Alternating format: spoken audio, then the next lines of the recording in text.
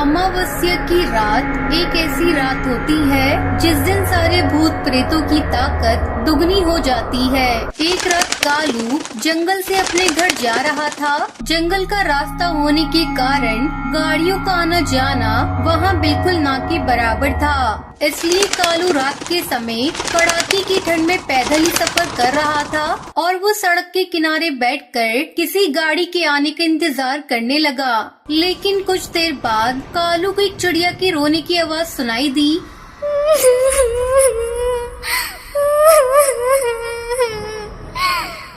इतने सुनसान रास्ते पर ये चिड़िया की आवाज आखिर आ कहाँ से रही है?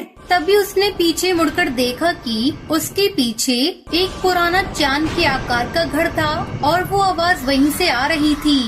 कालू कालू आओ ना मेरे पास, आओ मैं तुम्हारा इंतजार कर रही हूँ। कालू उस घर की ओर चलने लगा। जैसे जैसे वो नजदीक जा रहा था रोने की आवाज और भी तेज हो रही थी। जैसे ही कालू ने दरवाजा खटखटाने के लिए अपना पंख आगे बढ़ाया, दरवाजा अपने आप खुल गया। ये देखकर कालू थोड़ा डर गया, लेकिन वो हिम्मत करके अंदर जाकर उस चिड़िया को ढूंढने लगा।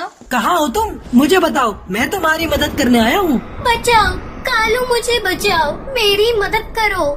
कालू को आवाज ऊपर के कमरे से आ रही थी, इसलिए वो सीढ़ियाँ चढ़कर ऊपर जाने लगा। पूरा घर अंधेरे से ढका हुआ था, मगर वहाँ एक कमरा ऐसा था जिसके दरवाजे से रोशनी आ रही थी और कमरे में जाते ही एक झूले पर एक चिड़िया बैठी हुई थी जो बहुत ज्यादा जख्मी थी। कालू तुम आ गए, बचा लो मुझे यहाँ से, बाहर लेकर चलो मुझे। हाँ तुम घबराओ मत, मैं आ गया हूँ, तुम्हें बचा लूंगा। लेकिन तुम्हें मेरा नाम कैसे मालूम है? मैं तो तुम्हें जानता भी नहीं हूँ।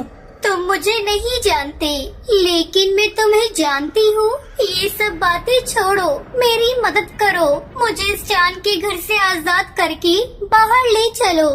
कालू उसकी बातों में आ जाता है और उसे उठाकर घर से बाहर ले जाता है। फिर भी उसे चांद के घर से रोने की आवाज आ रही थी।